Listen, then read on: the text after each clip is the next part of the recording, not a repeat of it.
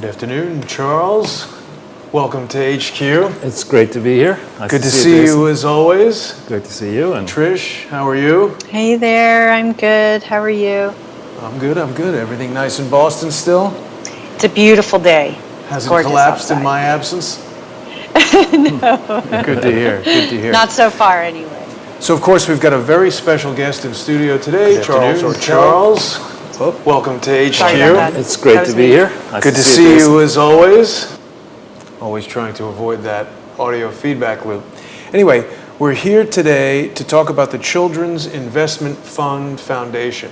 And I didn't know anything about this until you started telling me about it, but it's got some, as usual, very strange ties to the Clinton Foundation and the Clintons themselves. Can you please tell us a little bit about it? Sure.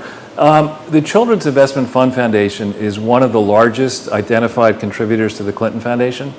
And it's a very interesting idea. I know a little bit about this world and how it operates, but the Children's Investment Fund Foundation was set up to receive contributions, portions of contributions from a hedge fund that began existence in 2004 and rocketed to global fame and success, producing stratospheric returns for famous institutions and investors around the world. It's actually a little bit of a sort of a Hollywood success and ultimately mini failure story. It's a fellow from the UK, met his wife at Harvard Business School. They were graduated, I want to say, in the 90s, roughly. And then this fellow went off to work for a very successful hedge fund guy called Richard Perry, Perry Capital. He made a lot of money very quickly. And as happens normally in that world, if you do very successful as a young person, you say, well, I'm going to set up my own fund. And that was Christopher Hone. Christopher Hone, exactly. And his wife, when they were married, they called each other Cooper Hone, hyphenated. But now they've subsequently split. So what happened was Richard and his wife had made a lot of money before they set up the Children's Investment Fund. They set up something called the Cooper Hone Foundation in the United States by July 11th, 2002. They also, in 2002, set up something in the UK called, I think, the CH Foundation. The idea of both of these foundations was that they were to make grants to charities. And initially, in the UK one, when you set up a charity, under UK law, you have to create something, you have to specify the objects of the charity. The objects under UK or English are the same as purposes in the US. Same idea. You have to specify your purposes. Now, before you get too deep into the technical details of the financial aspects of it, there were some things that you told me. I like it when you share information with me about this stuff because I'm a financial dummy. I don't know anything about economics. I don't know anything about hedge fund investing or any of that kind of stuff. But one of the things that you told me that really stood out about this Children's Investment Fund, not even the foundation, but the fund, I looked up the average performance of a hedge fund, of all hedge funds, and it was something like 7.45%, which seems like, sort of reasonable return for an investment. This thing was performing at like 40%. Yeah, that's why I say it rocketed to success. You have to be careful what periods you look at because, there's some periods we have, hedge funds will do really well. Recently, 2008 to the present, most hedge funds have underperformed relevant indices, but you're absolutely right. This person, Christopher Hone, is a very shrewd person, and he was able to attract a lot of money under management quickly. And then, fortunately for him and for his investors, I think in his first full year was either 2004 or 5, he did around 30%, and the next year he did about 50%. Is that realistic? That sounds like shades of Bernie Madoff to me. Well, it's certainly in that. If you go back to that time frame, I left the investment world in July of 2002. But if you go back to that time frame, working in funds and stuff. But if you look at that time frame, as the Iraq War was getting started, as it looked like we were making progress over there, the economy went back into overheated mode. And I would say that probably the peak frenzy was maybe June 2006 into March, February 2007. That's where people were going crazy and making lots of money in lots of different ways. And then it all blew up, started blowing up. But it's not crazy that he would have made that rate of return in that period. Okay. Now, what he did that was slightly novel was he structured his fees so that they were lower than the market at that time. Typically at that time, a 2% management fee plus another 20% share of the profits. So that is to say, you would charge your investors, they give you $15 million, you charge them 2% per year for that. And if you turn that $15 million into $30 million, you get, rough numbers, 20% of the profit as the fund manager. And that's sort of industry standard. That was then the sort of industry standard. He said, no, I'm going to charge 1%, and then I'll take an incentive fee, not 20%, but 13 to 17% roughly.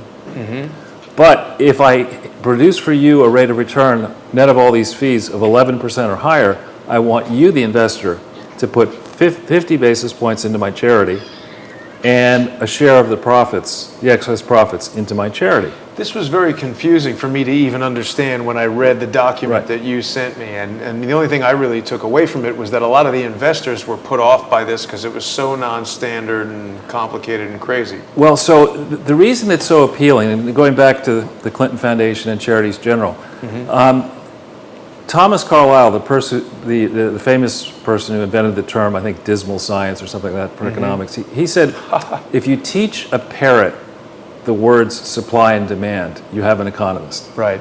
And similarly, there's an enormous supply of wealth looking for returns. And there's a small number of investment vehicles that consistently produce above market returns. So if you put your hand up and say, look, I can beat the market, and you have a few years like he had, you're going to see an avalanche of money coming towards you. I see. And then if in addition, you go ahead and you say, the way we're going to do this is we're not as greedy as other fund managers. We're going to take lower fees, but what we want you to do, when we make good money for you, we want you to put money into our foundation. All right? Now, that sounds good, but the problem is, the way I look at it, I don't understand how this is lawful inside the US and inside the UK. Because I look at this as a continuous solicitation to these institutional fund investors, and I don't see the kind of disclosures for the Children's Investment Fund. A continuous solicitation for the fund. Right. For the foundation, I mean. Right. Foundation. For the foundation. I don't see in the foundation filings the type of rigorous disclosures that you would have to have out there. Because after all, the fund began operation in 2004. That's a question. That's indisputable. That's a fact. Right. These foundations started in 2002. Foundation law says you cannot create private gain through the operation of a charity. Right. So the guy is now worth $2 billion because of this fund that sprang into existence after the foundations were created. And by the way, there are at least two foundations. There's one in the US called the Children's Investment Fund Foundation. Right. And then there's one in the UK also called the Children's Investment Fund Foundation. And they're not subsidiary parent. They're separate entities that work together. And in this time frame, Christopher Hone and his wife that we're talking about, the early period, they were still married. Now, for the people whose heads out there are spinning like mine, can I drop a little bit of dumb guy information in there? So when you came to me with all of this stuff, and I was sort of sorting through it, trying to organize who the different people were, I discovered that the Hones are divorced now, of course. The divorce settlement was the largest in UK history, but what Mrs. Hone had been asking for was 50% because she was so pivotal in the formation of the fund and the foundation and all that. But they settled at 36% or something like that, and she decided not to pursue that. Right. And it was like 360 million pounds or some huge number. So that just sort of struck me as like, here's this big payout kind of, I don't know, there were strange things about it that... Well, so here's the oddity, and again, for me, the oddities include the following, that if this were a film, you come out of film school, and a plot, I don't think that you could get the facts that are in this case into a fictional movie, right? I mean, Just too dense. well, that's not that. It's just that it's so implausible that you have these two people, they'd meet at Harvard Business School, and they'd say, all right, what we're going to do now is we're going to create a foundation and a fund that is more rigorous than any fund out there. When you say more rigorous, what do you mean? More attention to detail. We check things more closely than anybody else. We find undervalued companies and situations because we're smarter than the average bear, and we look at the details more carefully. We refine them down. To have that sort of a strategy, attract money and work, but then when you look through the foundation filings, see bold errors, ridiculous mistakes. Right. It doesn't make sense. So I'll give you an example of some of the mistakes. When they set up the fund in the beginning, according to a New York Times piece in 2006, one of the lead investors was Yale University, their endowment fund. Now, Yale University has a famous guy named, I think is it David Swenson, I believe, who's the longtime head of the endowment, and he pushes the envelope, some argue, on managing charity funds by allocating a pretty high percentage of Yale's endowment, around 20% or so, to these hedge funds and private equity funds and what are called alternative investment vehicles that are less liquid in the main than other investments. And higher risk. Higher risk and higher return. So you look at that and you say, all right, Yale decided to put its stamp on this children's investment fund in 2004. Now, the standard, it says 23% in alternatives. Can I also just point out one thing that's going to come up a little later? So they're having this event at the Pierre Hotel in Manhattan. Very exclusive, very high-end, fancy place. So let's just put a pin in that for later. Sure.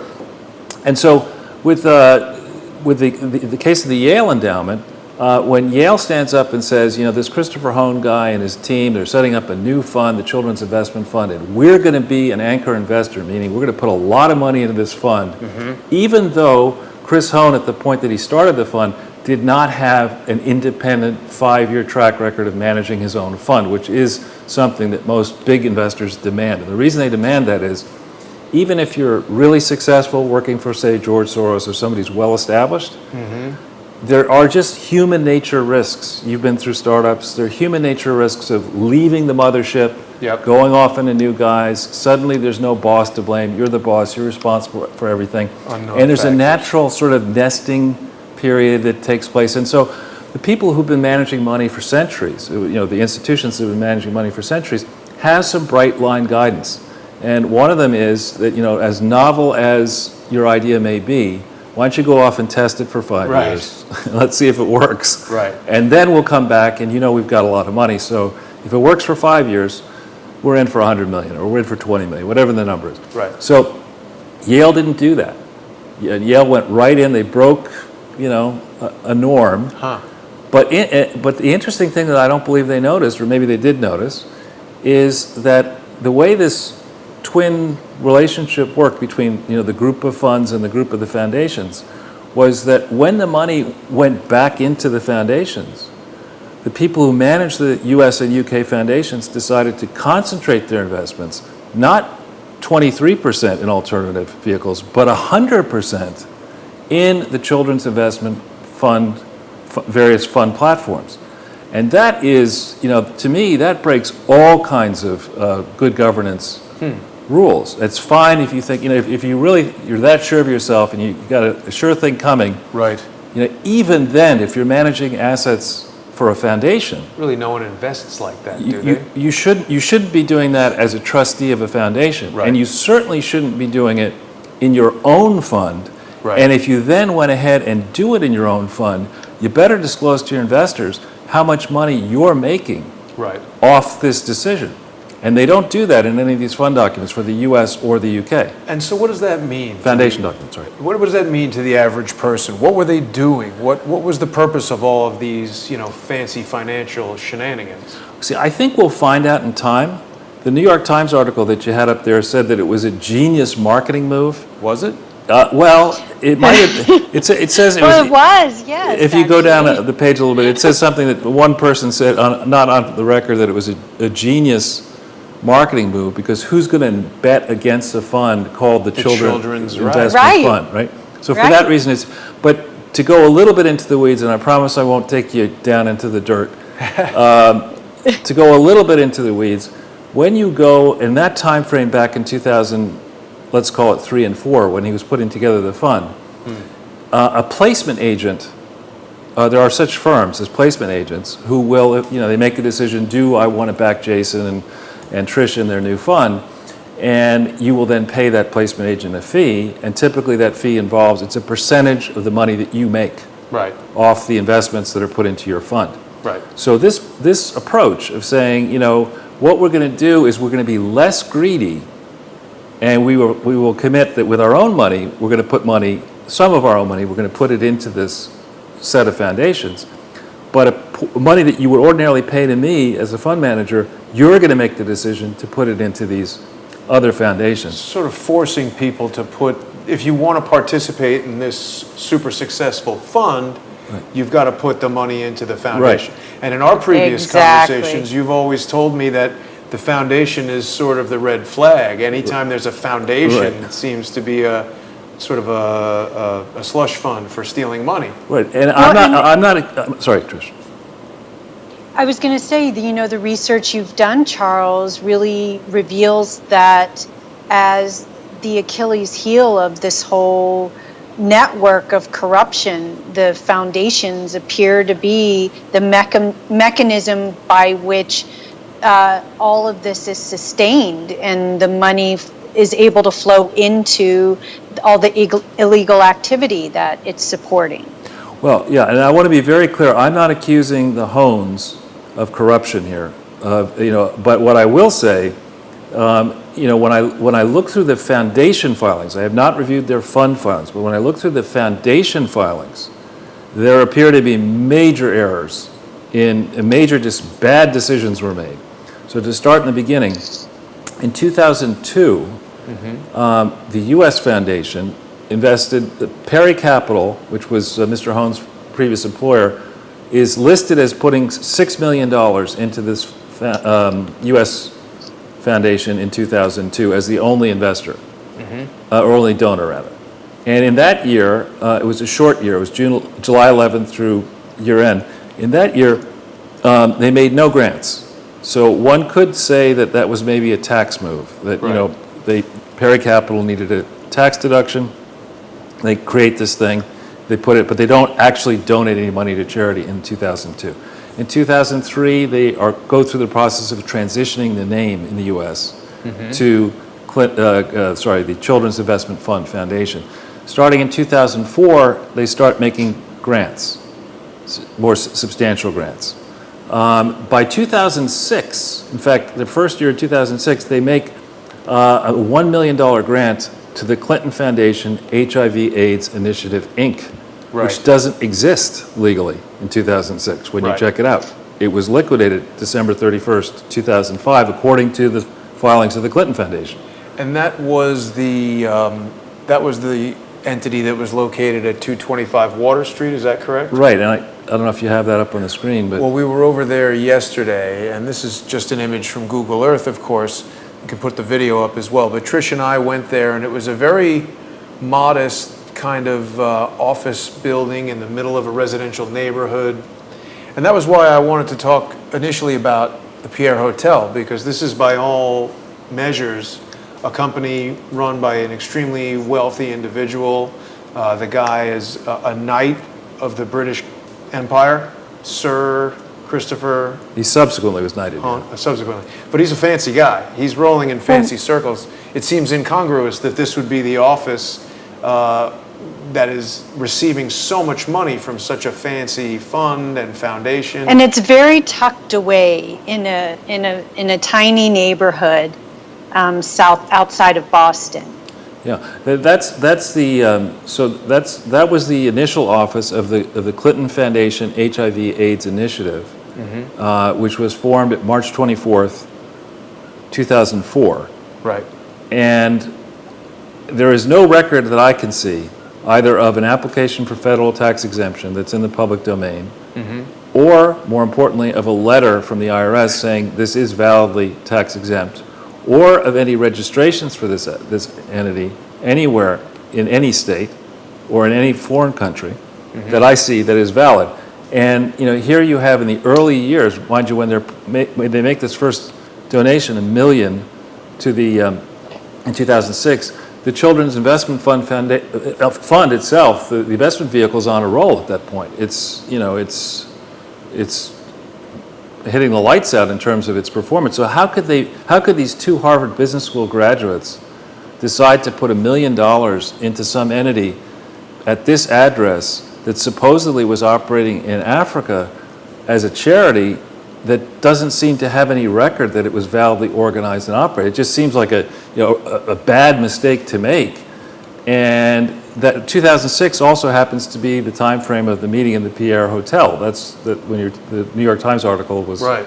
So a cynic would say, perhaps, that the ploy of devising this twin set of funds and foundations was as a marketing tool. It allowed these people who didn't really have, at the time they were doing this, major league connections to sort of catapult themselves into the company of Bill Clinton and the Princess Diana Trust and the Elton John's Trust and all these big all these very famous people. And it got them a lot of very positive publicity because they were young then. I mean, they're still young, but they were in their 30s or maybe 40s, and making this decision at that age to give so much money away and to be, in theory, so selfless. Amazing publicity around the world. A ton of money cascaded into Mr. Hohn's investment vehicle. And then he was able, in the strength of that celebrity, he then began a very activist role in his fund, taking on firms that he felt weren't running to full potential or going short and betting against other companies. And he became quite controversial. Yes, on the one hand, he was recognized for his philanthropy and later knighted, but on the other hand, he severely upset a lot of people in many countries around the world. So he's a controversial person. And I think, and he's not somebody who says, I'm Mr. Approximate, nor is Jamie. These are people who, Harvard MBAs, they did well at Harvard Business School, a lot better than I did when I went there. I was kind of in the middle. Maybe not even in the middle, but these are smart people. And you look at the paperwork for both foundations. You can see it online. I mean, I think we have links to some of it. Yeah, I had that. I apologize. There was a link that you had sent me yesterday. Where was that we were looking at that? The Company's House one?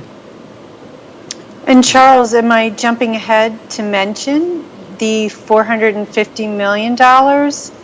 No, that's excellent. So the French government? So the Clintons, when they set up this Clinton Foundation HIV/AIDS initiative in 2004, and ultimately when they convinced the Cooper Hohns to put $1 million through the U.S. operation and then more money through the UK operation, that lent a lot of legitimacy to the whole project that the Clintons could fight HIV/AIDS internationally, that they would have convinced these super smart MBA people, highly successful fund managers, to put money into this thing. That aided the Clintons, in our magazine, or in my view, in putting together a strategic partnership with this entity called Unitaid that you're talking about, based in Switzerland, that came together in 2006, formally by September 19th, 2006, wired the Clinton Foundation HIV/AIDS initiative around $9 million or so as 2006 drew to a close. But through December 31st, 2009, had made donations and advances against future donations of around $450 million to this entity at 225 Water Street, where, in my experience doing diligence, I would hope that our own government, for example, if we were going to send $450 million to some charity in Uganda, that somebody with, real skill would go and check and see the headquarters building. Are they operating out of something like 225 Water Street? And if so, why are we giving such an entity $450 million? Well, and Charles, too, even if you considered, they were just being frugal or trying to make the money go as far as possible, when I contemplate the management of a fund of that size, the staff that would be required in order to properly manage that in a prudent way would far exceed what that the capacity that building would accommodate. I mean, in those different offices. So, I mean, it is rather incongruent with the fund itself. Right. So and Ira Magaziner. Right. So out of 225 Water Street, it's the foundation. That's the Clinton Foundation HIV/AIDS initiative. That's where the foundation operates. Right. The Children's Investment Fund operates primarily out of London. Right. But I take your point. I just want to make sure that Okay. people don't think that we're criticizing the fund for the way it was managed. It's more the foundation piece of it. It does not make sense for this investment fund to decide to concentrate some of its investing, some of its donating into this Clinton Foundation HIV/AIDS initiative that was conducting operations internationally, as you say, from that 225 Water Street without registering lawfully. And in addition, if they'd done the diligence, which anybody can see, that operation in 225 Water Street had its authority to operate inside the Commonwealth of Massachusetts involuntarily revoked on March 31st, 2008, which is a serious no-no. Yeah, I mean, involuntarily revoked. That's just like calling it out. Now, there was a document that you had sent me yesterday, or you directed me to yesterday, that showed that they recorded the Harvard office and that 225 Water Street office. What was that document? I'm not finding it. That's readily. I think that would have been the 990. And where was I finding You were finding that in ProPublica, nonprofit? ProPublica, right. But Charles, just to sort of clarify some of what the context here and things you've touched on in the past, one of the things you've said, as I recall, is that it is incumbent upon the givers to these foundations to ensure that, if you're a foundation yourself, to ensure that, in fact, the funds are being used according to the bylaws of the foundation. And so wouldn't that put the fund that you're talking about, wouldn't that make them accountable, though, for that? Or is that a different, because it's a fund, it's not the same, or how does that work? Okay, so here we would have to deal with at least two different legal systems. So let's start, and I'm not a lawyer, but I think I understand some of these rules. In the US, the way the legal system works is if you're a foundation, a private foundation, such as this Children's Investment Fund Foundation, the US version, the onus of making sure that you're giving money to a charity falls upon the donor. In other words, I can't decide that I like Jason and that I'm going to give Jason $1 million because he says he has a charity, a public charity that's validly organized. If it turns out that Jason hasn't done his work properly, I'm on the hook as the donor. The IRS would look to me and say, look, we can't police every charity that's out there, but you're giving your assets to this Jason charity. You better establish that it was a public charity. And if it isn't, and you find out that it isn't, the onus under U.S. law is you have to immediately go to Jason and demand your money back. And if you don't get the money back, there can be certain strict penalties on you. If you do it repeatedly, it falls into the area of gross negligence, reckless behavior, and the IRS can look at the donor and say, you know what, sorry to say, Charles, we are going to revoke your status as a foundation retroactively, and we're going to say that you weren't ever a charity. In fact, what you were was nothing more than a corporation, and you owe us corporate income taxes, and you owe us the donations that you took. If you took them off your personal taxes, we want that money back with penalties and interest. That's under U.S. law. And that's something that's come up in other investigations that you've done into the Clinton Foundation and their donors, like the Gates Foundation and all that. Right. And so the Children's Investment Fund Foundation, if you look, that's the U.S. one. Then there's the U.K. one, right? And U.K. law has a similar. We base our laws, I believe, in the charity world very much on U.K. law, ancient. Yeah, it goes all the way back to even Roman law, but it was codified in 1601. So, same idea over there. If the Children's Investment Fund Foundation in the UK, which gave, I want to say, almost as much as $50 million all in, or maybe a little more than that to the Clinton Foundation in multiple grants, if they discover that this Clinton Foundation HIV/AIDS initiative is not a lawfully constituted charity in the U.S. and therefore around the world, normally the burden would be under UK law for I believe for the UK charity to say, give us our money back. Right. So the question is, at some point, they had to have seen this problem. And why do I say that? Because in 2009, the Clinton Foundation reorganized itself.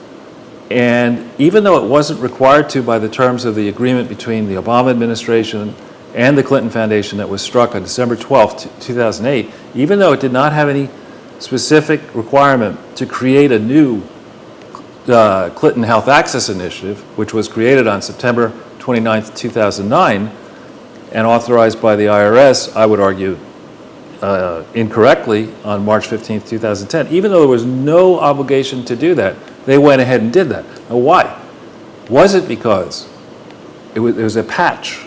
It was such an embarrassment that they had the Gates Foundation, who in this period had actually given less money, I think, to the Clinton Foundation HIV/AIDS initiative than this Children's Investment Fund Foundation had given. They had the Gates Foundation as a major donor. They had major governments as donors to this thing at 225 Water Street and then later at 383 Dorchester Avenue, even though it wasn't validly constituted. And so they had to do a patch. Right. Now, this is, to me, and there's the 383 Dorchester address. And I've got nothing against a charity operating. Out of a warehouse? Well, I got nothing against a charity operating in a cheap office space. But the first question you'd ask is, this is an entity, or the Clinton operation was an entity that was supposed to be controlled by the Clinton, the main Clinton Foundation, whose headquarters is in Arkansas. Right. Why did they need an office in Boston, in Quincy? Why did they need multiple offices in New York? And all this work was international. Why didn't they have a small headquarters operation in their spacious campus, 27-acre campus out there in Little Rock, where rents are very cheap, probably even cheaper than Dorchester or Water? What do you think the answer to that is? Well, I think that this, is a charity in name only, a Chino, whatever. I mean, it is. Instead of a rhino? Yeah, it's a Chino. I mean, you have massive flows here, massive flows of money going, towards the Clinton charities and then towards these various countries with no controls whatsoever, no audits, no independent trustees, no clarity in the disclosures of the Clinton Foundation. I mean, I have an idea of what, if I were going to try to do this properly, how I would do it. The kind of disclosures you want to show people are, you want to provide proof somewhere that you were lawfully established in every jurisdiction where you operate. That's U.S. law. You have to do that. Right. If you want to operate internationally, you cannot break, or anywhere, you cannot, as a charity, break any law, anywhere. And so the starting place would be, all right, I want to do this. I started out, I wanted to be a presidential library. Oh, there you go. All right, so if you keep, pull this one up to here. Yeah. And I don't know what year this is for. This is 2010. Okay, so this shows a donation to the Clinton Foundation HIV/AIDS initiative. And it says it's a public charity, and $1.9 million. And if you scroll down, I think it's at a $5.6 million in total. Yeah, 5.6. So it's what is that? That's almost 30%. Yeah. Of the total amounts that went in 2010 from the U.S. version. This is the U.S. filing of the the Children's Investment Fund Foundation. 1.9 million out of 5.6 million. The second largest grant went to this Clinton Foundation HIV/AIDS initiative, which didn't exist. Okay. So how did they get away with that? I mean, this is an IRS document. It's a Form 990. Evidently nobody checked, but even more outrageous is this $3.2 million. I mean, one thing if they made one mistake, but the $3.2 million, the biggest donation, went to this thing, Academy for Educational Development, which it seems was so poorly run that even the Obama administration decided to pull funds away from this thing, I believe the next year, 2011. So what business, I mean, I'll forgive this London-based charity. One mistake, maybe? This is two on the same form. Well, it's, what does that add up to? It's And that's not a small mistake. Yeah, That's the whole- 5.2 million. That's most of the money. It's almost 90% of the money, right? So How then, come Rachel Maddow doesn't have this on her program, talk about it for 20 minutes? because she wants to go to those parties at the Pierre Hotel. That's right. But if we look at 2011, there's an even more shocking one, and that's where we're really going to make some news if people are watching this. And Yep. Hang on just a moment. While Jason pulls that up, Charles, so just for people, sort of the regular folks who want to figure out ways they could help push this part of the effort forward around the foundation and its tax filing status and that kind of thing. So you've said the foundations who gave to the Clinton foundations are on the hook. What about the individuals, like as everyday person donating to the Clinton Foundation? How does that work? all right, so an individual small donor, retail donor to the Clinton Foundation, and they have been soliciting using the internet for Clinton Foundation charities, and who knows how many, maybe millions of people have been solicited, and how many, let's call it hundreds of thousands of people may have sent small money in. In a worst case scenario, a criminal investigation leading to the revocation of the Clinton Foundation tax status from the very beginning on October 23, 1997. If the IRS wanted to be really nasty, they could go all the way back to the beginning and say, anybody who claimed a tax deduction to the Clinton Foundation owes us that tax deduction, the benefit of their, the reduction in their taxes back, and we're going to assess penalties and interest. I mean, if they really want it to be nasty. But I'm told that the IRS does not generally do that to small donors. On the other hand, if you're the Gates Foundation, you're the Children's Investment Fund Foundation, you're a big, person who's written a personal check for $25 million, they certainly would go after you. Sorry, did you want to see 2011 or The one that has Harvard on it, I think it's 2011 or 12. Okay. Oh, 2012, I think that was. Was it? Yeah, I'm pretty. When Was we it were 12? looking at it yesterday. Pretty sure, yeah. So, as a class of people, or or putting pressure on the foundations that have given to the Clinton Foundation, just trying to think of sort of areas where additional pressure could be applied in this. I mean, if we go back, well, Jason's pulling this up. If we go back to the 2002 timeframe, 2001, 2002, when Enron, came to the fore, and then all these financial scandals, WorldCom, Tyco, et cetera. The Ivy League campuses, the big educational institutions, were making, it was like a star chamber trial of the private sector. That, how could the private sector be this corrupt, and we need to have endless symposiums and, investigations into the corruption in the private sector. This is corruption, in my view, in the not-for-profit world. There are a lot of big institutions that are themselves charities, including Harvard, Yale, and Columbia, and the big endowed educational institutions. Let's see if no. No, that's not the right one. Sorry, it's coming up in just a moment. Sorry, that did not do their homework properly here. They did not study the Clinton Foundation charities. They ended up putting money into the Clinton. I think it's the right form, but it's. Sorry, we're jumping around here on you. And now you're going to see one in a second. This is 2012. That's I'm just it. having a hard time finding the. There we it go. is. All right, so here's a case in point. So here we are, the Children's Investment Fund Foundation in 2012. They give $50,000 to the Clinton Health Access Initiative at a Washington, D.C. address, which is interesting. That's the first time I noticed that. Right? I wasn't aware that they had a Washington, D.C. address. Well, and this is this Harvard University at that 225 Water Street that we were just looking at a moment ago, which is just a house. There's no Harvard University anything anywhere near that. Exactly. And I think Harvard, I mean, these are two Harvard MBAs, still married, I think, in 2012. Very successful people who've probably given a lot of money around the world, maybe personally, beyond their foundation. Why would they put in a tax form like this under penalties of perjury, strict penalties of perjury, claiming that somebody had given $29,725 to Harvard University at an address At a house. at 225 Water Street, where I don't believe In Harvard Quincy. University has any development office at that address. Trish, what do you think? No, I don't. No. I mean, that's part of the reason we went there yesterday. It's so far from the Harvard campus, right, Trish? Yeah, I mean,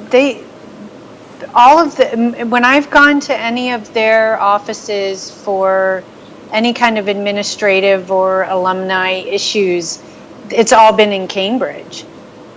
Yeah. And we called that office as well, didn't we? Or who did you call? I called the provost, but then they referred me to someone else, and I left a message, but I didn't get But they a also response indicated yet. there was nothing there in Quincy, right?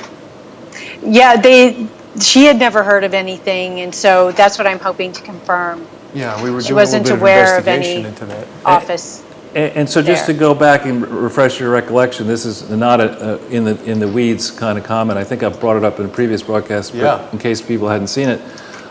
When you take a charity like the Clinton Foundation or like the Children's Investment Fund Foundation that has a very high global profile, you run the risk that fraudsters around the world will set up mirror image charities with the same name and start raising money ostensibly to go to the William J. Clinton Presidential Foundation or the Clinton AIDS thing or the Children's Investment Fund Foundation. Right. But in reality, it's to go directly into the fraudster's pocket. So to give you a case study that I find rather amusing, I was in an idle moment just doing a Google search, Clinton Foundation, and then picking every African country. Right. And to see, what would come up. So I get to Gambia. Now, Gambia is a small country in Africa. I've never been there. I believe it's the peanut capital of the world or something like that. Huh. And up comes in the Google search that there's going to be a raffle, that the William J. Clinton Foundation is having a raffle for the honor to go jogging on the beach with Bill Clinton on the day after New Year's Eve in Gambia. My first thought was, wow, Bill Clinton's going to go to Gambia, for his Christmas vacation? I mean, it's supposedly nice, but then I said, wait a minute, let me check and see. There's no William J. Clinton Foundation in Gambia. So similarly, in this case we were just talking about Harvard University, I mean, it is a massive red flag to list on a donation that you've given money to Harvard University when it doesn't have a development office there. Now, maybe what they were doing is they were routing it to some project that a Harvard professor had, and they were sort of being sloppy and not really telling the whole truth. But you're not supposed to do that on these tax forms. And with all these other red flags in the UK Foundation filings, massive red flags. But I thought you also said that the whole premise of this children's investment fund was that these two were so meticulous with the details of everything. We've just looked at 2 documents and seen 3 major mistakes.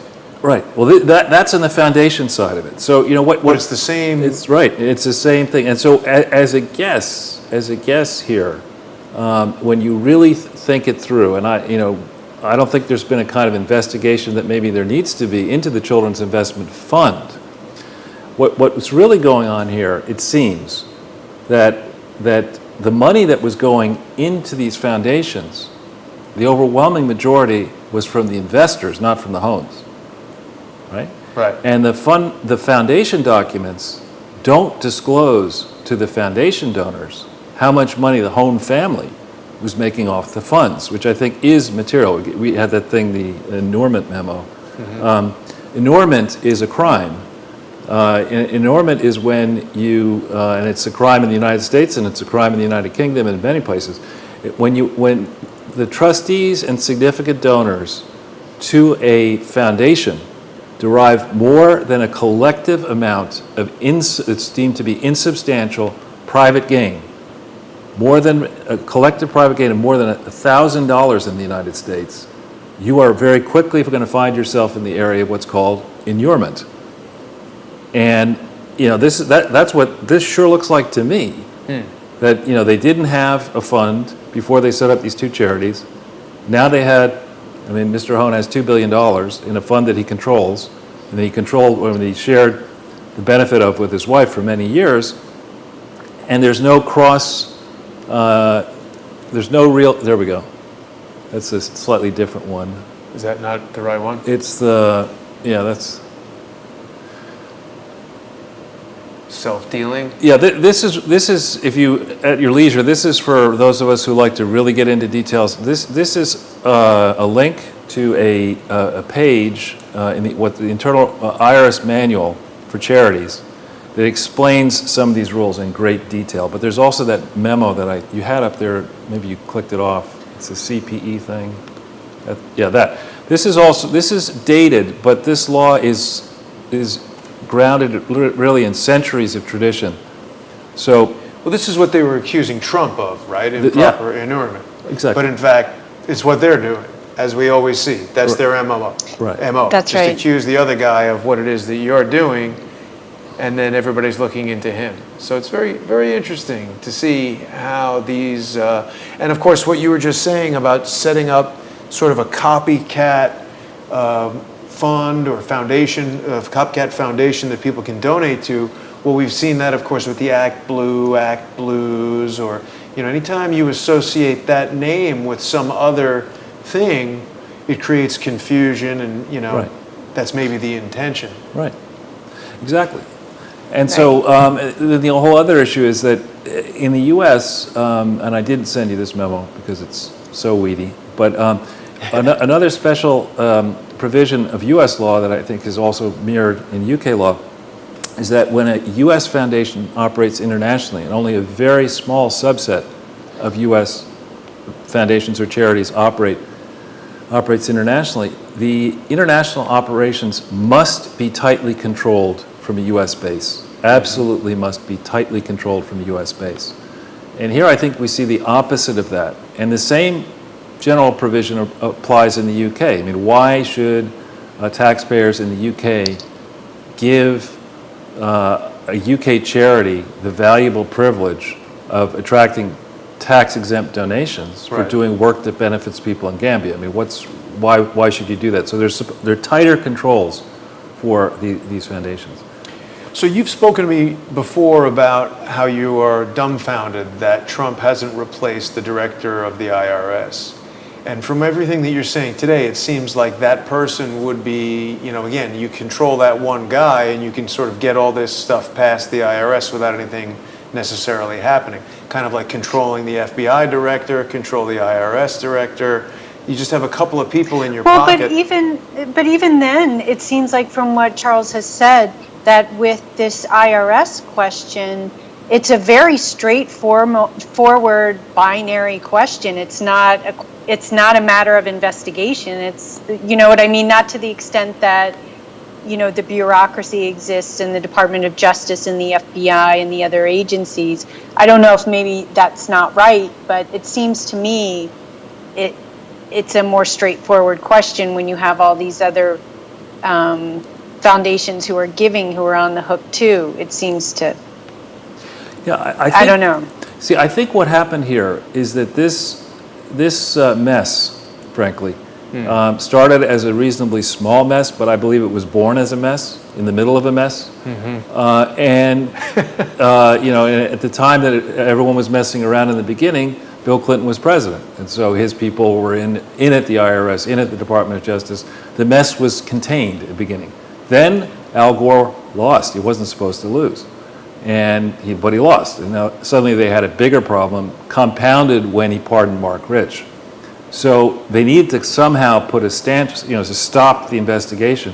And they put, I would argue, this Clinton loyalist or swamp loyalist, Lois Lerner, in from the Federal Election Commission into the special division inside the IRS that would make these type of decisions. It's the Rulings and Agreements Department in the Tax Exempt Division of the IRS. So she started out, just precisely in a place where she could stop any investigation from going further up the ladder. Then she was promoted in, I think, late 2005 and took over in 2006 over all charities. So she was able to sit on top of this and make sure.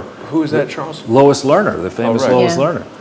And so really here, what we have, because this has operated for so long and touches the largest charity in the world, the Gates Foundation, these Children Investment Fund, major governments around the world, the Rockefeller Brothers, Rockefeller Foundation, and as many Robert Wood Johnson Foundation, many big famous foundations and people and celebrities, it just escalated to a point where, as a guess, Republicans and Democrats inside the swamp looked at this and said, this is bad, but we can't fully expose it, because if we fully expose it, we're going to implicate so many tax-exempt institutions inside the United States and around the world that it'll be such an embarrassment that we missed all this. It'll be such, it'll upset what I would argue this uniparty status quo, where we have people really serving the same masters, the big moneyed interests in pharma and investment world and finance, media and academia. It would upset the status quo, so we just have to cover it up. Right. And that is never a smart move. So Charles, what can we do with all this information? Could we somehow create a document that could be sent to the IRS or sent to Jeff Sessions or something? Because you've accumulated so much information and so much evidence. What I would really like to see happen is for that to, maybe through the power of the crowdsourced community, to take all this information and get it to the right people who can actually do something. Just today, this morning, Mr. Hudson gave us a report that they are finally, of course, Imran Awan was indicted. George began that investigation, and it really accelerated into high gear over the past 3 months. And, all of the publicity that's been put on that has pushed it into the mainstream, that resulted in Imran Awan getting arrested and then indicted. How can we do the same sort of thing with all of the information you've gathered in your investigation into all of this activity of the Clintons and all of their friends who always seem to be testifying as they are right here? Well, that's a good question. Thank you. So last year, my last entry on my blog is September of last year, where I laid out 40 exhibits that I said I would put up in September. I didn't say what year, I don't think. Maybe I said 2015. But anyway, so I've spent 11 months now sharpening my work, and I'm waiting for Koskinen to be replaced, because the last thing I wanted to do was telegraph what I knew specifically to people inside the IRS. Of course, this is charlesortel.com. People can go here and see all of your blog entries, right? A little shame, yeah. So, on this site, there's a lot of free information. You can look at it at your leisure.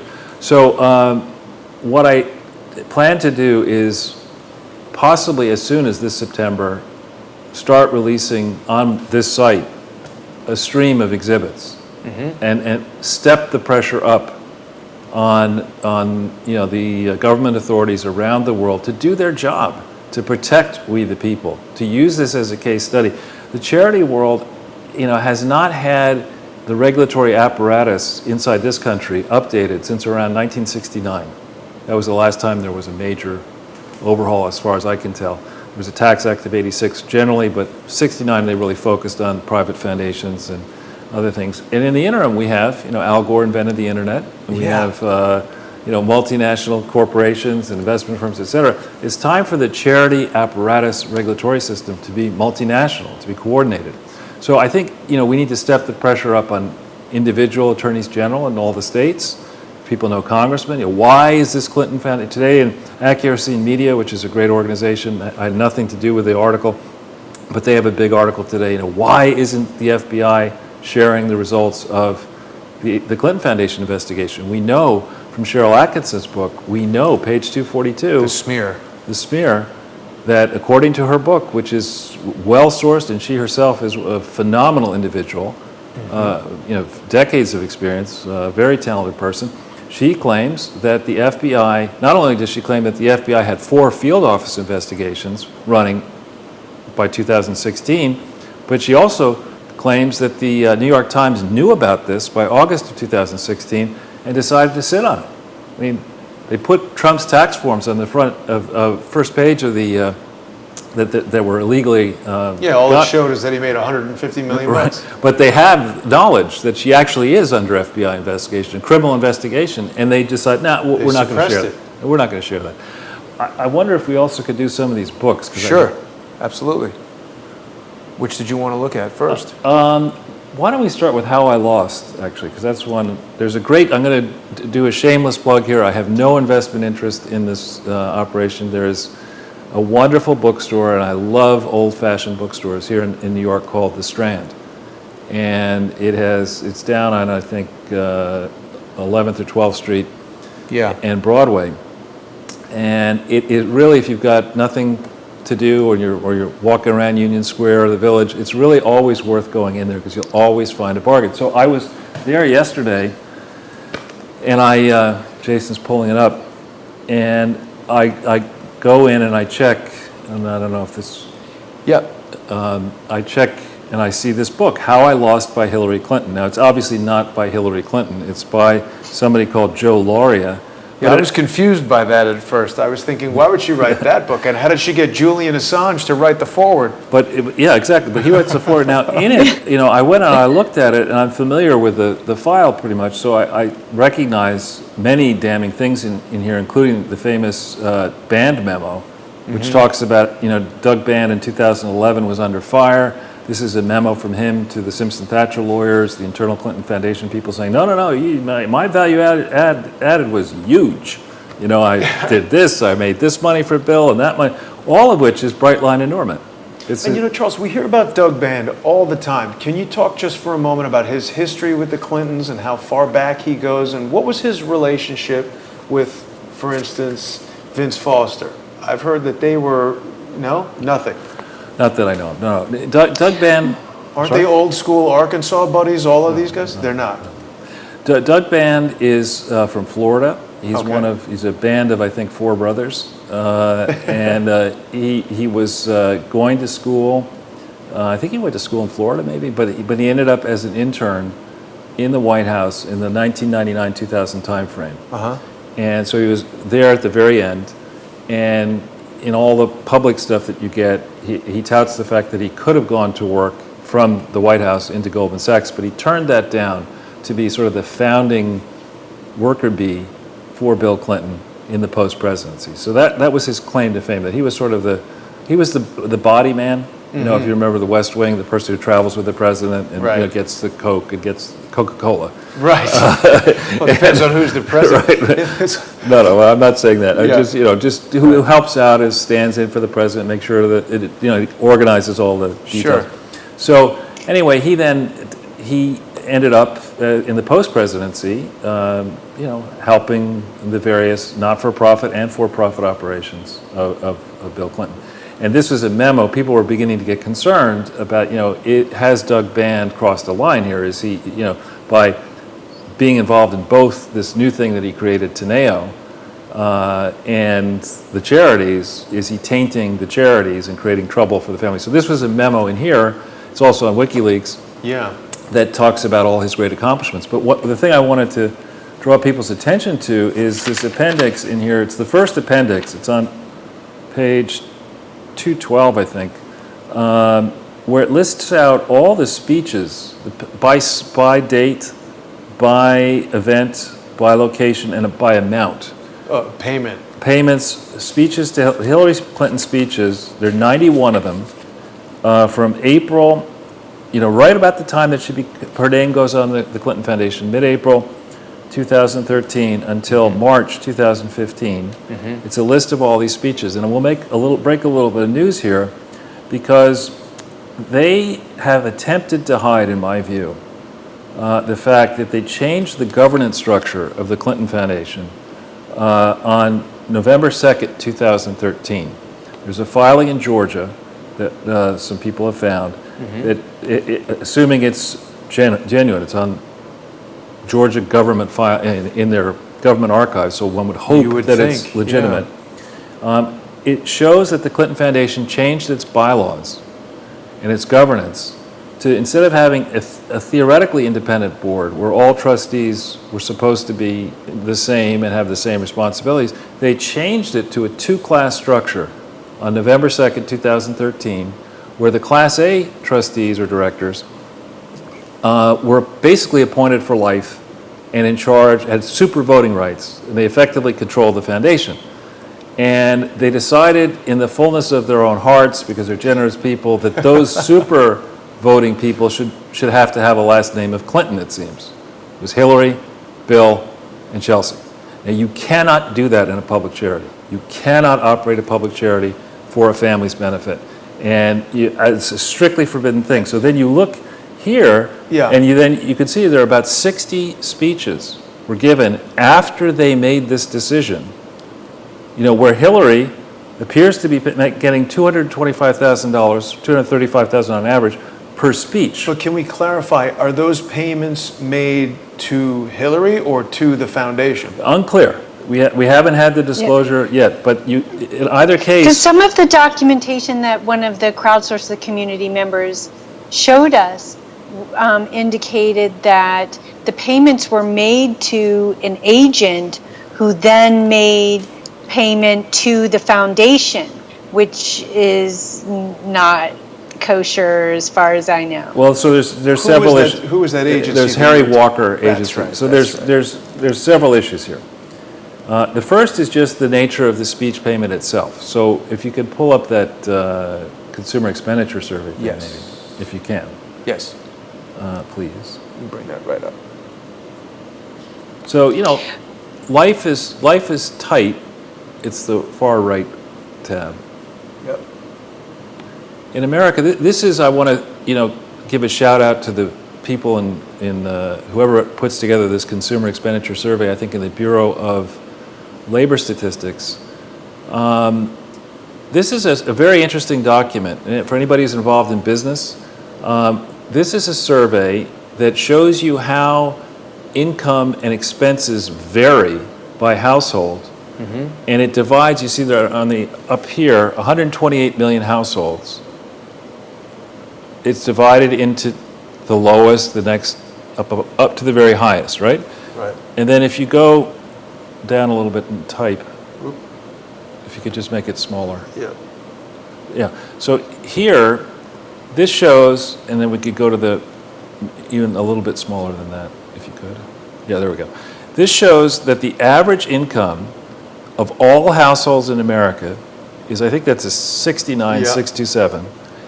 But the thing you have to be careful with it is that in the average household, there are 1.3 people working on average in each household. So you have to divide that 69,000 by 1.3, and that gives you a sense of how much the average earner, the mean earner makes. 50, 60, 40s. Oh, 40s, wow, yeah. Right, then if you go to over here, in the top 10%, the 12 point, you can again keep it small, 12.9 million households, the average income is 235,160, but you see that that's for 2.1 earners. So that's like 110, 115,000 per household, and be very careful with that. That's the top group. In that group is Warren Buffett and Bill Gates and the hedge fund kings and the sports stars and the entertainment people. So what this shows you is that for this, the top 10% of all households, for working for a year, and these days that means top 10%. Top 10%, not and Hillary's making that in an afternoon. She's making that in a half an hour, and not once, but 91 times over the course of less than 2 years. And the first step I think we need to have. I'm all for markets, right? But this is not. This is a market and influence peddling to me. Well, it's not reasonable. To underscore that position, the first thought that occurred to me, and I think the average person would be, well, she's Hillary Clinton, she's famous, maybe she's getting, lots and lots of money for a speech. How does it compare to the fees paid to other business leaders, the chairman of Goldman Sachs or some CEO? Well, I don't think many people in the for-profit world would be paid speech fees. I think that if you're talking about directorships, and in a directorship you have real liability. I mean, you can structure it so you have some indemnification, but you are at risk, generally speaking. Trish knows that. She was a director. Yeah. So, And your life could be miserable, actually. Yeah. But in the area of these speeches, the first, as Bernie Sanders, said, it must have been some speech. I mean, right? It's a good imitation. What was she actually talking about? And was this, was each speech different? Well, why was it so hidden? She didn't want to. Well, I'll tell you why. When I just scan this list here, it seems to me like a whole bunch of people who would like to get on the right side of the future president of the United States, and Right. for a very modest $225,000, or in some cases multiple payments, by doing that, maybe you get in the good person list, so that when Hillary becomes president and you make a mistake, you get at least more lenient treatment, or maybe you get off scot-free, or maybe you get a no-bid contract. So that's the first level for me would be, are these absolute payments reasonable for a canned speech? I mean, is this like, Moses talking about the tablet he found, or is this platitude central? Which I think it's more. Well, like you also have to take that into context of the fact that it was Bill Clinton who ultimately or finally repealed Glass-Steagall, and he was beloved by the bankers. Right. I still remember when that happened. It was the most orderly consolidation I'd ever seen, and it left me wondering if they had all divvied up the spoils before the repeal happened, so that everybody knew what they were getting in advance. I don't know about that, but it's a good point. The second thing I would say, though, Trish and Jason, is that when you look here, like sports athletes and musicians, when Yeah. they give a concert in California, Right. you got to pay California state income tax. Oh, right, of course. So in the Clinton Foundation, in the Clinton personal tax forms, and I provided you a link to a site where you can look at those for yourselves. I don't see any evidence of or any breakdown of the state income taxes that they may have paid or failed to pay on all these speeches. I don't see any evidence of that. And I wonder if, answering your question about Harry Walker, if in structuring it so that the money went first to the foundation, if that's the way they did it, was that a way of getting around personal tax liability at the state level? I don't know. Charles, can you talk a little bit about the history for people who are still sort of trying to understand what's going on here and why nothing has happened around the history with the Clinton Foundation and Mueller, Comey, McCabe, and Rosenstein is even in that mix, right? Sure, that's a good question. Thank you. So basically, after Bill Clinton left, or as he left, shortly after he left, somebody made a decision as he was leaving, to pardon two fugitives from American justice, Pincus Green, I think, and Mark Rich.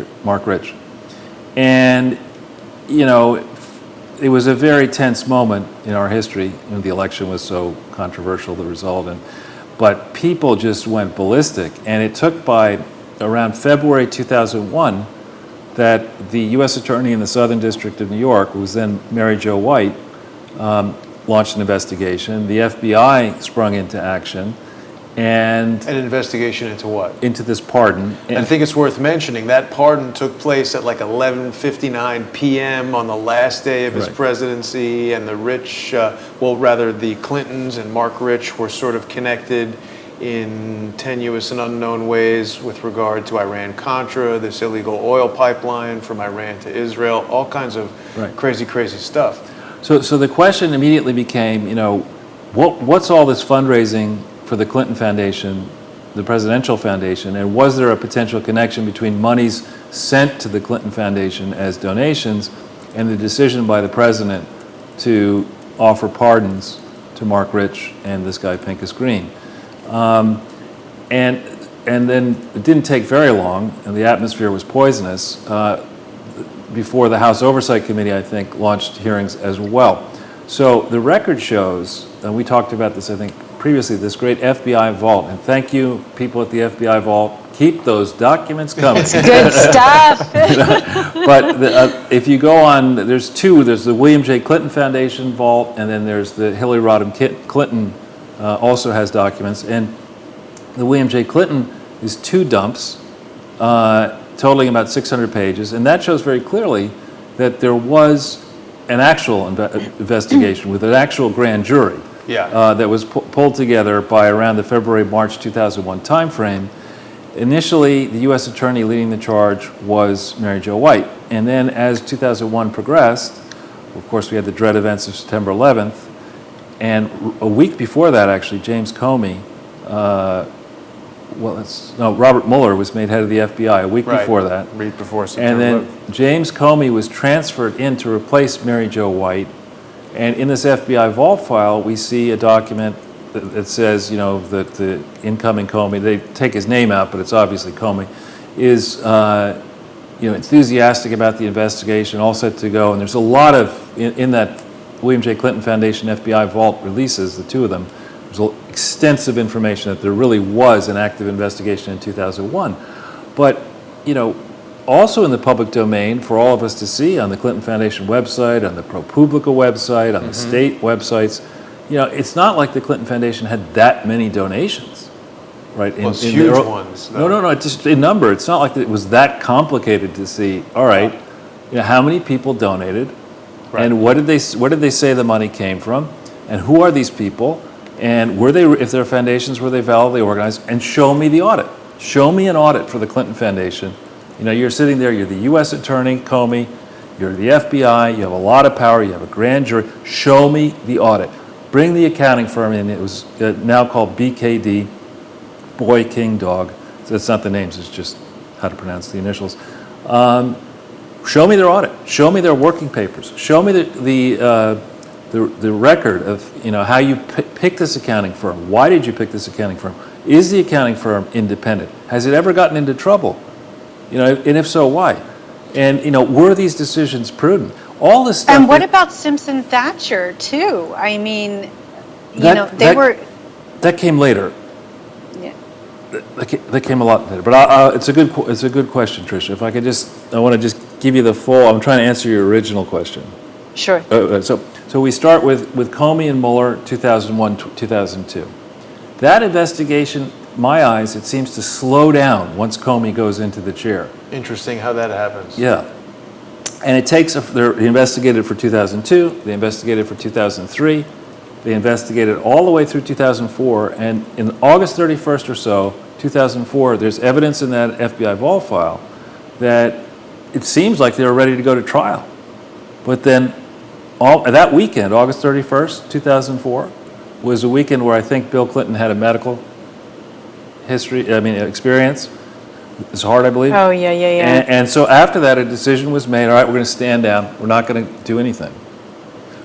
And then, in particular, what I would argue, the illegal HIV/AIDS international operations, they started mushrooming after this decision to stand down and not prosecute. And then we had the fiasco we've talked about before with the HIV/AIDS medicine, the Ronboxi. Right. And that's where, to answer your question about Rosenstein, his office, when he was U.S. Attorney for Maryland, it was his office that had, it seems, primary responsibility for investigating Ronboxi and culminating into something that came together as a large fine and I guess some kind of legal issue in May of 2013. All this is under Rosenstein's watch. And the question I have there is, did Rosenstein, do good work in getting his office the $500 million settlement, but did he ignore a far bigger problem with the regulation of drugs? Not simply Ronboxi, but other drugs coursing through our country from places like India that are not regulated tightly enough. Did he fail to take this thing as far as he could have taken it? And if so, why? So there are a lot of questions here that involve Comey and Mueller and Rosenstein, and now these people are all front and center in the Trump-Russia probe. Yeah, it's interesting how hard they're pressing on that. Was there anything else you wanted to get into, Charles? Because we've got all these books we wanted to talk about. Yeah. We could have the book segment. Yes, let's do that. So which was the first book? Any book you want. We'll do it at random. Well, we've got, No Such Thing as a Free Gift. We could start there. We've got, of course, Dr. Corsi's book, Partners in Crime. There's a little bit of an unexpected problem happening in that I've got an external battery hooked up here, but the thing is still saying low battery. Let me see if I can rectify that with another. Let's try that. Maybe that'll save us. So which one do you want to talk about first? Partners in Crime? Yeah, why not? Partners. Written by our mutual good friend, Dr. Jerome Corsi. Good. What do we want to say about that one? Oh, is it up on the screen? Or? It is, yeah. Oh, okay. So yeah, Partners in Crime is a book that Jerry Corsi put together last year, I think it was. And it takes, I was sort of helping him through late in 2015, and then he took it off on his own. And I went on my own, doing my own, taking the investigation further along. But for those people who want sort of an introduction to key data and key sources, it's a well-written book. It's extensively footnoted and documented, and it's easily. I think it's comparatively light reading. It's not really dense detail. So it's a good introduction to, one analysis of what I and Jerry Corsi initially saw when we looked at the documents through the end of 2015. And then, of course, we've got this one about Bill Clinton, Man of the World. Yeah, now that's actually another interesting book. And what we find here is that the people involved in this process. This is a book written by Joe Conason, who is a very famous author. He's a friend of Bill Clinton, I believe. And to be fair to Joe, he can't resist attacking, right-wing elements here and there. But he's not. It's not completely one-sided. He does get into some of the counter-arguments, and he does expose some of the counter-arguments. And this was written and published right before the election, under, I would guess, an assumption by the publisher and the author that Hillary would win. Ah, yes. And unfortunately, it is a confession of charity fraud. For those of us who understand, what charity fraud is, you can go into that book and you can look at the admissions against interest. We did this on that date and solicited this on that date from this government. None of this stuff is reported in any of the filings. Wow. So it's a great clue for the FBI. Listen up. A great clue for the FBI is to read that book carefully and cross-check it with the Clinton Foundation filings. And then what about the McAuliffe book, What a Party? Same thing. That's another one where Terry McAuliffe, wrote an ebullient book about, his life and how it was one big party in politics.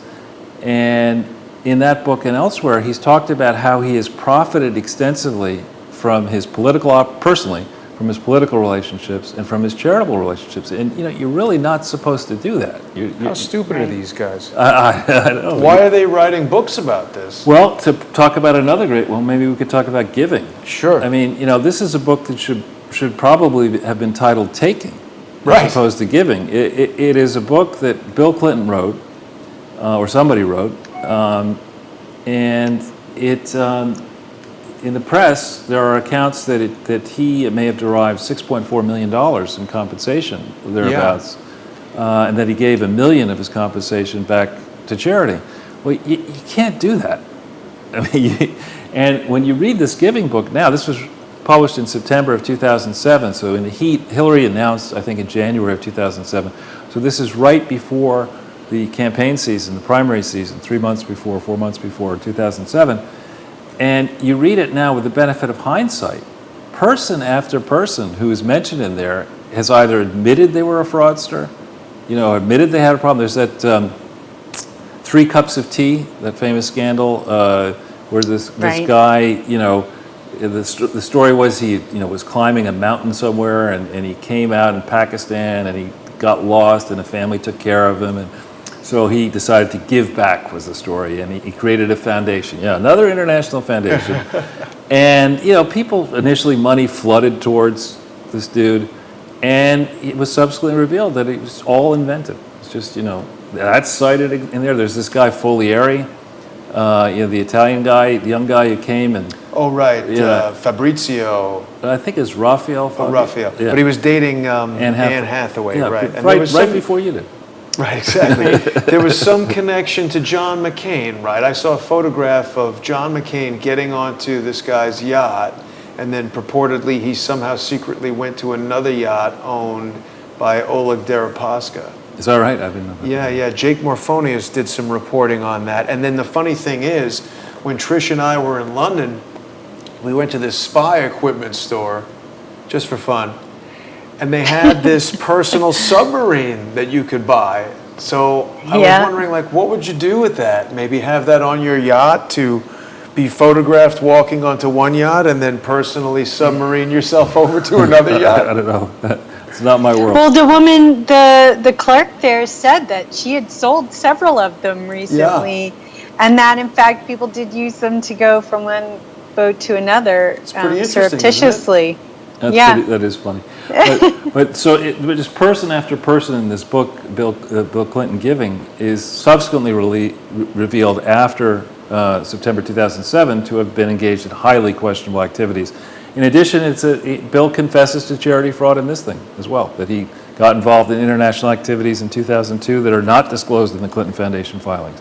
It also describes his role as being basically in charge of the Clinton Foundation, and he's not listed as being an officer or director of the Clinton Foundation, a director until 2013, and an officer director of a subsidiary. His first listing is in 2009.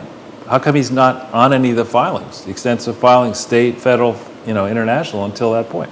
You might be busy going to the Jeffrey Epstein Island. What about this book, My Life? Yeah, My Life is an interesting one.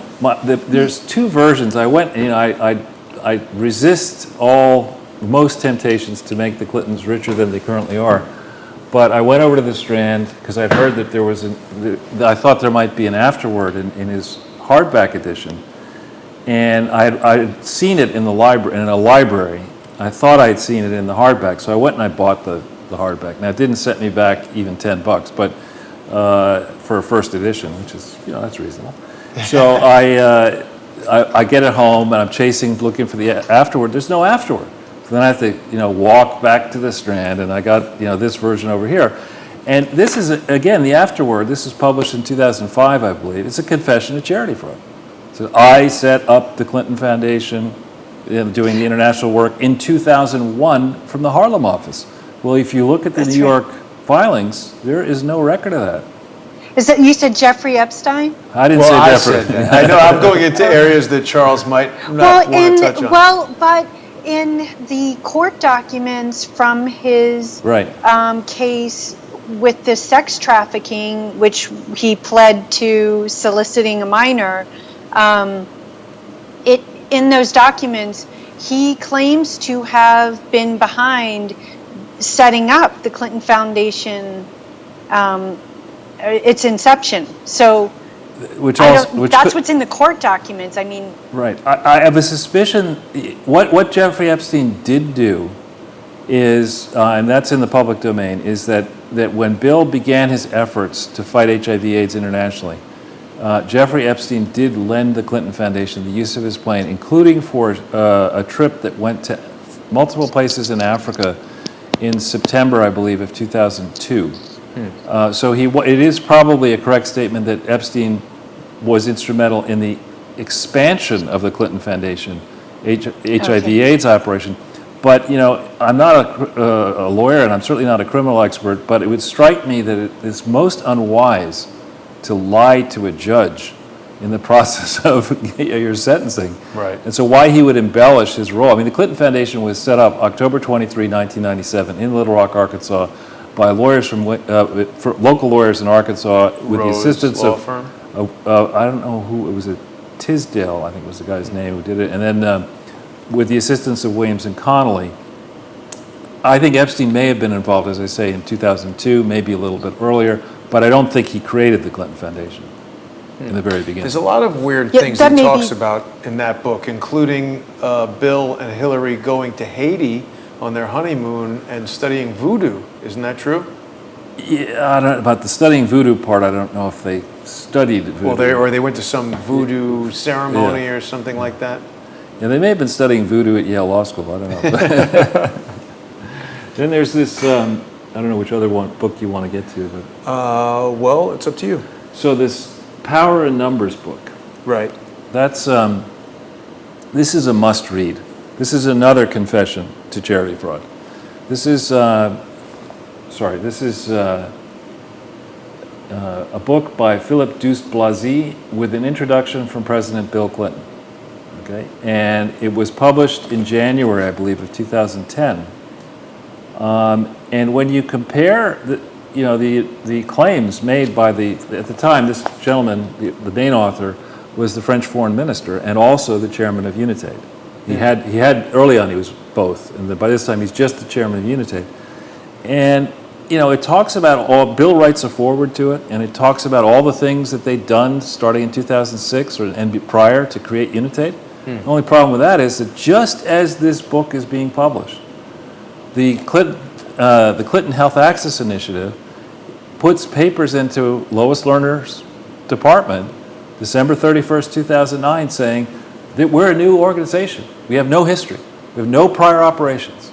And then at the same time this book is published, and then March 15th, 2010, this Clinton Health Access Initiative, which clearly has lied throughout its application, gets an authorization from the IRS to be federally tax exempt. I mean, and also I should add that precisely at this time is when Lois Lerner began with other people, it is alleged, to persecute conservative groups, Tea Party groups that were trying to go through the same process. This thing, I mean, here's a bright line confession of fraud, and we know also through our international contacts, we have evidence, documentary evidence, that the French government began an investigation into this organization and specifically into UNITAID and into UNITAID's contributions to the Clinton Foundation in December of 2009, early December 2009. There's an extensive public record in France of that. So that's another Power one. in Numbers. Power in Numbers. And that's still in print, or you got that at the Strand? I got it at the Strand. I think this is hard to find. Yeah. But So for people who don't live in New York City, the Strand is sort of a rare and used bookstore, kind of intellectual and high-end books. Well, mostly, right? Yeah, It's not like it's not Forbidden Planet. It's although it is close to it. you got me. See, that's a bookstore that I know that Yeah, I don't know that one. Charles doesn't. Charles, can you speak briefly about Preet Bharara and sort of his background with respect to the Clinton Foundation and investigations? Because I think a lot of people aren't aware of sort of the overlap there too. Yeah, so Preet Bharara is, some I understand in the Indian American community believe that he's too hard on Indian Americans. And when he was, I believe, the U.S. Attorney for the Southern District. That's right. And Loretta Lynch was the U.S. Attorney for the Eastern District, which is Brooklyn and I think Long Island. And there have been investigations, there may still be investigations ongoing into people who are connected to the various Clinton Foundation operations, into major donors. There was a guy named, I want to get this name right, the hotel guy. Donald Trump? No. The Indian hotel guy. Name will come to me. I don't Anyway, there was an investigation into, he's a major donor, and he's also got ties into India. There's an investigation into him. There's an investigation into Ranbaxy out of the Maryland group. And for people who don't know, Ranbaxy is an Indian pharmaceutical company that was involved in this whole IRA magazine or reduced potency AIDS drugs to Africa thing. Right. That led to ostensibly Eric Braverman saying, hey, I'm out of here, leaving the Clinton Foundation, potentially blowing the whistle at the FBI and setting off George's investigation and all the stuff that led to the Iwan brothers. So it's amazing how all of this is intertwined. Yeah. So it's unclear, how far Preet went looking into the Clinton Foundation. It's unclear, as it should be unclear, frankly, the status of these various investigations. But, if they have a serious team on this, it's not complicated to look at the public filings in not just the federal tax forms, but the state tax form. And I believe that his office had prosecuted successfully a number of other politicians for charity fraud over the last year or so. And I think the number may be something like 5 or 6 even. It was a lot. And that's why I was really shocked when I had seen, as you mentioned, it was mid 2016 that he was investigating, his office was investigating the Clinton Foundation, but then nothing came of it. Right. And the other thing, of course, that he did investigate that's a matter of public record is Rajat Gupta, the former managing partner of McKinsey, who's centrally involved, hired Chelsea Clinton, introduced the Clinton Foundation to Ron Boxey, at least McKinsey did, McKinsey was working for Ron Boxey, McKinsey was working for the Gates Foundation, McKinsey was working for many foundations. There's just so many different ties. McKinsey's the glue, I think, to a lot of these not-for-profit organizations, the big ones that operate internationally. And Rajat Gupta was convicted for insider trading, abusing his position of trust, I think at Goldman Sachs and a few other places, passing information, according to the conviction, into this crooked galleon fund fellow Raj Rajaratnam, who's still in prison.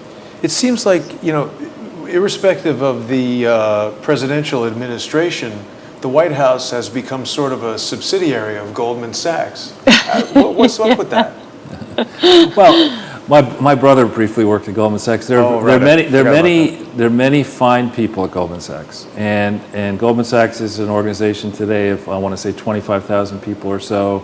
They take the best and the brightest around the world, and their specialty is finance, investing. But doesn't it seem like an undue amount of influence for a private company to have over the government? We've had, what was his name? Rubin. Hank Paulson, right. Yeah.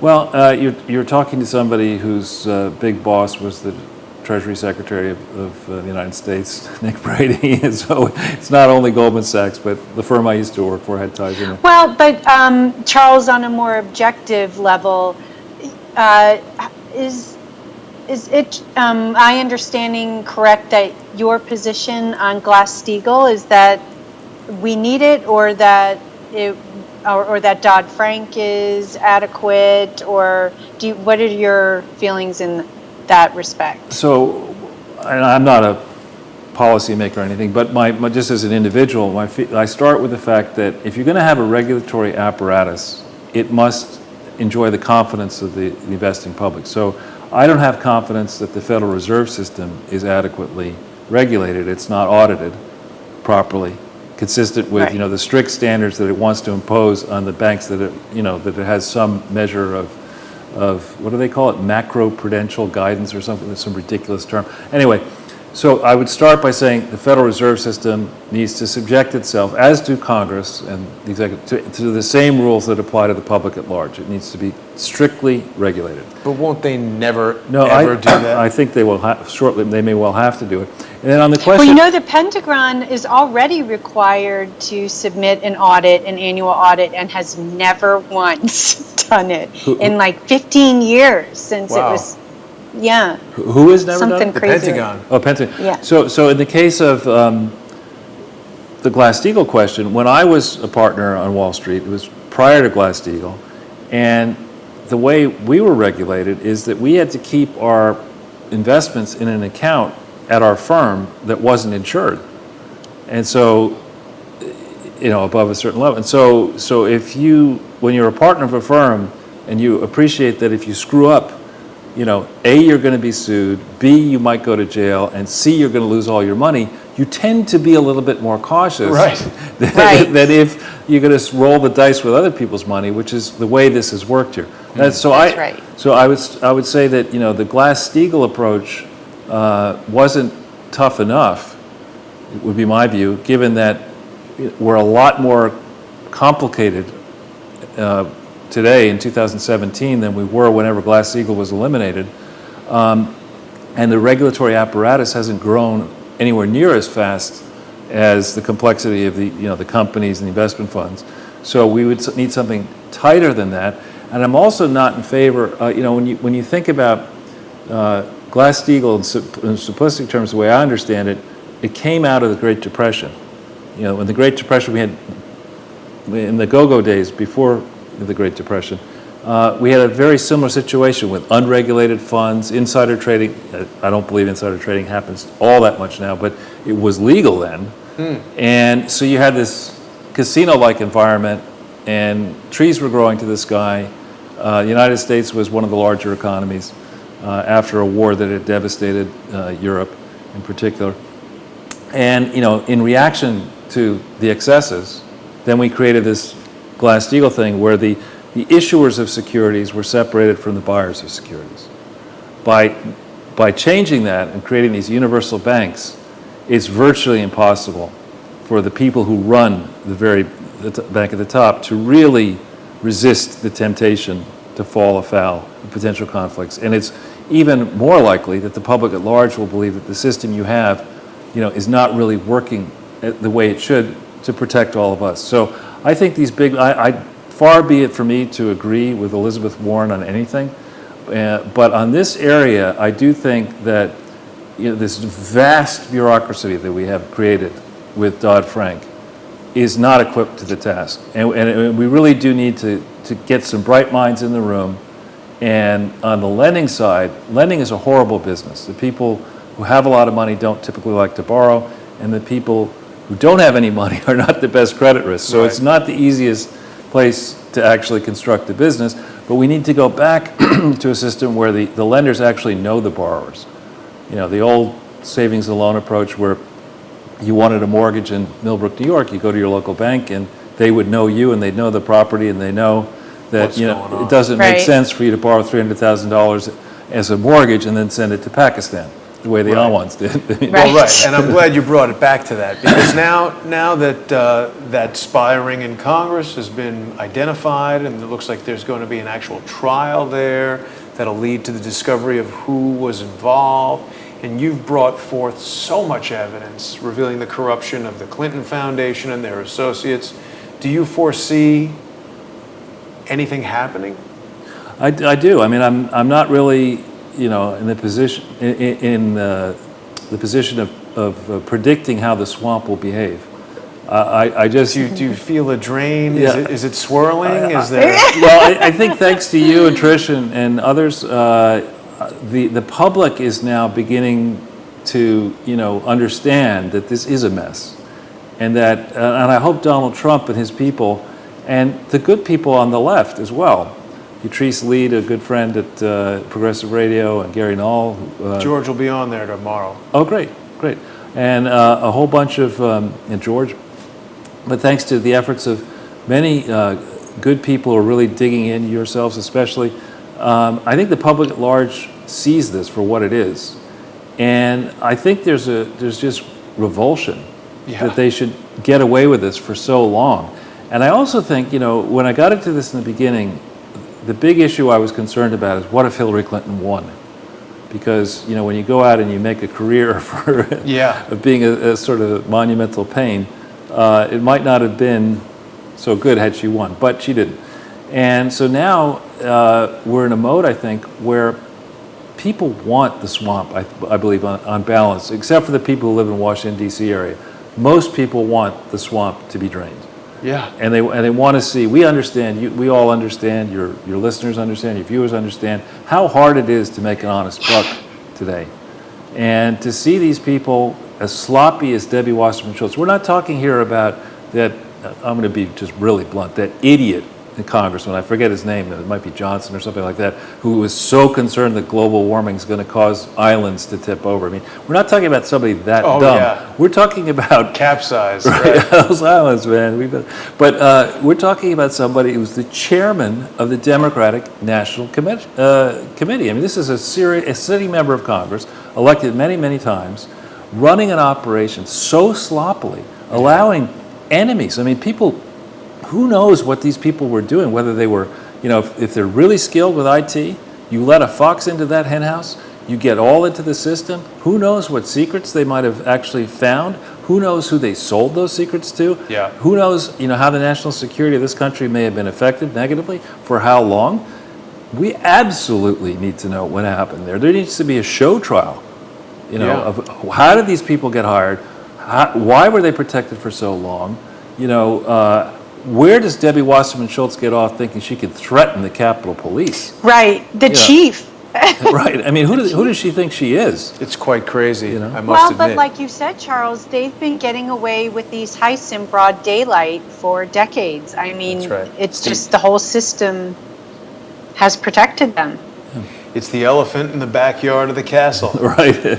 Well, listen, Yeah. Charles, I've got to thank you for coming and spending so much time with us today. Was there anything else you wanted to cover? That's it. It's always a pleasure to see you, and Likewise. there's just tons of evidence pouring out of you every single time we talk. My pleasure. I'll see That's you great. soon, my friend. Thank you. very Thanks, much. Jason. Thanks, Trish. Thanks Thanks, for Charles. being with us. We'll see everybody It's good to tomorrow. see you. Thanks very much.